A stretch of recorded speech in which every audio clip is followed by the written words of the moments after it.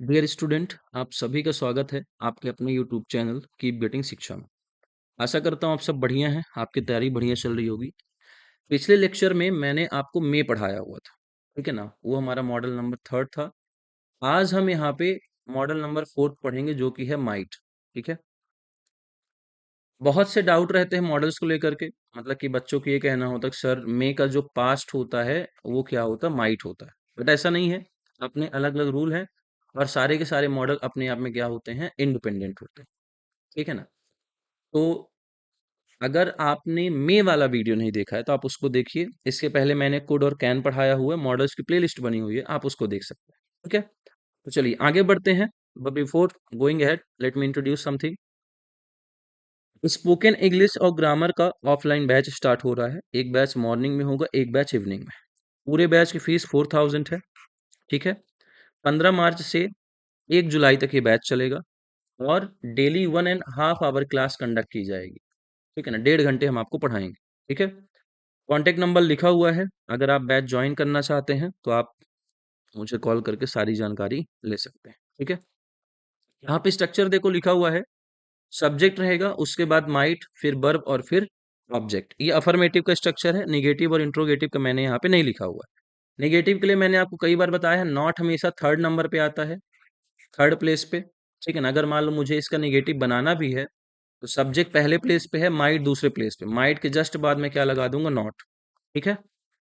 और इंट्रोगेटिव में आपको पता है कि जो भी मॉडल होगा उसको सबसे पहले कर लेना है, इसीलिए मैंने यहाँ पे सिर्फ अफर्मेटिव का स्ट्रक्चर लिखा हुआ है। ठीक है। इसका यूज नंबर फर्स्ट देखते हैं।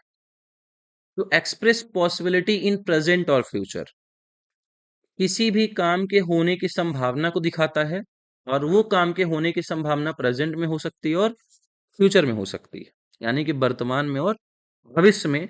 लेकिन यहां पे देखो लिखा वो वेरी लेस, बहुत ही कम पॉसिबिलिटी होगी। बहुत ही कम in the sense I can say मात्र 10%। ठीक है ना, कि ये काम हो सकता है। ठीक है ना। मे में मैंने आपको पढ़ाया था 50% पॉसिबिलिटी होती कि काम हो भी सकता है और काम नहीं भी हो सकता है, लेकिन यहाँ पे सिर्फ 10% चांस है कि आपका काम होगा या फिर नहीं होगा। ठीक है। एग्जाम्पल देखते हैं। इट माइट रेन टूडे, आज शायद ही बारिश हो, माइट लिखा हुआ है। तो माइट से मैंने कहा 10% पॉसिबिलिटी होती कि काम हो भी सकता है और नहीं भी हो सकता। अब जैसे मान लो मैंने कहा बाहर अच्छी खासी धूप किया हुआ है, ठीक है ना, और आप बोलो कि इट माइट रेन टुडे। ठीक है ना। तो आप ये कहना चाहते हो कि आज शायद ही बारिश हो, मतलब बहुत कम चांस है बारिश होगी, बहुत ही कम। ठीक है ना। इसीलिए मैंने यहाँ पे देखो लिखा वेरी लेस, जहां पे मात्र 10% चांस हो। ठीक है। नेक्स्ट एग्जांपल है शी माइट कम टुडे, आज शायद ही वो आए, शी माइट कम टुडे। ठीक है। अब जैसे मान लो मैं एक बहुत सिंपल से एग्जांपल देता हूँ, यू कैन रिलेट इट। आपके बोर्ड एग्जाम चल रहे हैं, ठीक है ना। मान लो कोई सब्जेक्ट का पेपर ऐसे जो बहुत टफ आया हुआ है और आपको लग रहा है कि आप फेल ही होगे, पर आप ये कह रहे हो आई माइट गेट पास, शायद ही मैं पास हूँ। मतलब आप ये कहना चाहते हो बस 10% चांस है कि मैं पास हो सकता हूँ या फिर नहीं हो सकता। जहां पे बहुत कम संभावना होगी किसी काम के होने की, उसके लिए हम माइट यूज करते हैं। मैंने आपको यहाँ बता दी। ठीक है। एग्जाम्पल नेक्स्ट देखो है, the train might be late, train late हो सकती है। The train might be late, train शायद ही लेट हो। ठीक है। नेक्स्ट है he might qualify the test, वो शायद ही टेस्ट में क्वालिफाई कर सके। ठीक है। तो जहां पे बहुत कम संभावना होगी किसी काम के होने की, मात्र 10% संभावना होती है, उसके लिए हम किसका इस्तेमाल करते हैं, माइट का। ठीक है। उम्मीद है रूल नंबर फर्स्ट समझ में आएगा, बहुत इजी। यूज नंबर टू देखते हैं। Express polite request and permission, जब आपको बहुत विनम्र होकर के किसी से रिक्वेस्ट करना हो, किसी से अनुमति लेना हो, परमिशन लेना हो, उसके लिए हम किसका इस्तेमाल करते हैं, माइट का। विनम्र यानी समझ सकते हैं, बहुत ही पोलाइट वे में बोल रहा हूँ, मक्खन एकदम लगा करके, है ना, काम हो ही जाएगा। जैसे कभी कभी होता है ना, पिकनिक में घूमने जाना होता, मम्मी पापा की परमिशन चाहिए होती है या फिर पैसे चाहिए होते, तो कैसे हम लोग जाते, पहले पैर दबाते मम्मी का, है ना। तो मम्मी समझ जाती कि बस कुछ काम है इसीलिए आया हुआ है। बस वही यहाँ पे है। ठीक है। जहाँ पे आपको बहुत पोलाइट रिक्वेस्ट करनी होगी, परमिशन करनी होगी। एग्जाम्पल देखो, might I use your pen, कि क्या मैं आपका पेन यूज कर लूं। और बोलने का भी यहाँ पे थोड़ा चेंज होगा, बोलने का जो तरीका है ना वो बदल जाएगा। आपकी जो टोन होगी, the way you speak it will be very soft. ठीक है ना, आपके बोलने का तरीका जो होगा बहुत ही सॉफ्ट होगा। ठीक है। नेक्स्ट है you might speak in the meeting. आप मीटिंग में बोल सकते हैं। ठीक है ना, आप यहाँ पे परमिशन दे रहे हो, देखो आप परमिशन दे रहे हो कि तुम मीटिंग में बोल सकते हो। ठीक है। नेक्स्ट है might I borrow your golden necklace, कि क्या मैं आपका गोल्डन नेकलेस ले सकता हूँ, सोने का हार ले सकता हूँ, जैसे कभी कभी होता है, महिलाएं पार्टी वोटी में जाती है तब मांगती हैं, है ना, ऐसा करके। बॉयज में होता है कभी कोई शूज मांग ले, कभी कोई पैंट मांग लेता है, ऐसा होता है। ठीक है। तो यहाँ पे है might I borrow your golden necklace, कि क्या मैं आपका नेकलेस ले सकता हूँ, सोने का जो है ना, लेके फरार नहीं हो जाना, लौटा देना। ठीक है। तो यहाँ पे हम रिक्वेस्ट कर रहे हैं, तो जहाँ पे बहुत पोलाइट रिक्वेस्ट होगी, और एक वर्ड इसमें अगर आप ऐड करना चाहो तो प्लीज ऐड कर सकते हो। ठीक है। तो यहाँ पे आप प्लीज ऐड करो तो और बढ़िया बात हो जाएगी। ठीक है। रूल नंबर थर्ड देखते हैं। तो express purpose in the past, आपका उद्देश्य क्या था, आपका पर्पस क्या था पास्ट में, उसके लिए हम लोग किसका इस्तेमाल करते हैं, माइट का। ठीक है, बहुत सिंपल सा है। हमारा कुछ उद्देश्य था पास्ट में, उसको एक्सप्रेस करने के लिए, उसको बताने के लिए हम लोग किसका इस्तेमाल करते हैं, माइट का। एग्जाम्पल है ही रैन सो फास्ट, वो बहुत तेज दौड़ा। देखो यहाँ पे वर्ब की सेकंड फॉर्म लग गई। ठीक है ना, पास्ट की बातें कर रहा है। He ran so fast that he might catch the train, जिससे कि वो ट्रेन को पकड़ सके या फिर ट्रेन पकड़ ले। ही might catch the train, might past की बातें करता है। ठीक है। नेक्स्ट एग्जांपल है ही वर्कड सो हार्ड, यहाँ पे कर देता हूँ एक सेकंड, दैट सी माइट पास, उसने बहुत कड़ी मेहनत की जिससे कि वो पास हो सके। ठीक है। यहाँ पे है सी वर्कड लिखा हो, वर्क, एक second, she worked hard so that she might pass, बिल्कुल सही, मैंने वहां पे गलती से लिख दिया था।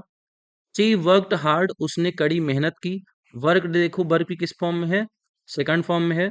सो दैट सी माइट पास, जिससे वो क्या हो सके, पास हो सके। ठीक है।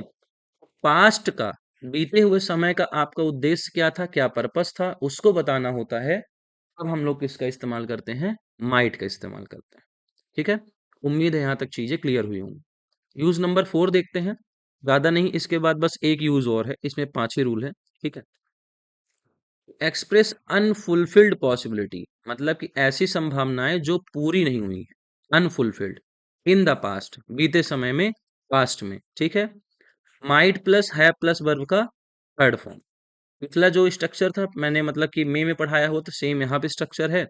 माइट लगा होगा, हैव लगा होगा, और वर्ब का थर्ड फॉर्म लगा होगा। ठीक है ना। तो ये पास्ट की कुछ ऐसी संभावनाओं को बताएगा कि जो कि अनफुलफिल्ड है, मतलब कि जो पूरी ही नहीं हुई है। आप उम्मीद करते थे पर वो काम एक्चुअली में हुआ नहीं। ठीक है। एग्जाम्पल देखो, she might have done the work, शायद उसने काम किया हो। देखो अब आप श्योर नहीं हो weather he has done the work और नॉट, बस आप प्रिडिक्ट कर रहे हो, आप पॉसिबिलिटी देख रहे हो कि हो सकता है उसने काम किया हो। ठीक है। तो she might have done the work, शायद उसने काम कर लिया। ठीक है। नेक्स्ट एग्जांपल है ही माइट हैव फेल्ड, शायद वो फेल हो गया। अब आपको पता नहीं है पर आप क्या कर रहे हो, उम्मीद कर रहे हो। पास हुआ नहीं हुआ ये पता नहीं। या फिर आप ये भी बोल सकते हो कि मैं पास हो सकता था, ऐसा करके भी बोल सकते हो, I might have failed, I might have passed, ऐसे करके। ठीक है। तो अगर कोई पॉसिबिलिटी थी, संभावना थी जो अनफुलफिल्ड थी, ठीक है ना, जो कि पूरी नहीं हुई थी, उसके लिए आप इस स्ट्रक्चर का इस्तेमाल करोगे। कैन के वीडियो में ये स्ट्रक्चर आया हुआ था, मॉडल की प्लेलिस्ट बनी है, आप देख सकते हो। ठीक है। आखिरी रूल देखते हैं, rule number 5। Might is used in conditional sentences, कहता है कि माइट का इस्तेमाल आप कंडीशनल सेंटेंस में करोगे। ठीक है ना। कंडीशन जहां पे मतलब कोई परिस्थिति हो, कुछ एक कंडीशन हो तभी वो दूसरा काम हो पाएगा, फिर ना हो पाएगा, ऐसे करके।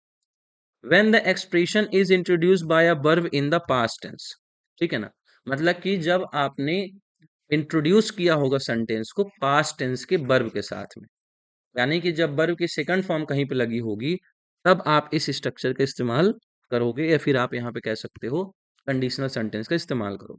एग्जाम्पल देखो समझ जाओगे। इफ यू इनवाइटेड हर, अगर तुमने उसे बुलाया होता। ठीक है। तो देखो क्या लिखा है, introduce by a verb in the past tense. If है यहाँ पे लगा हुआ, कंडीशन लग गई ना, इफ का मतलब क्या होता, अगर।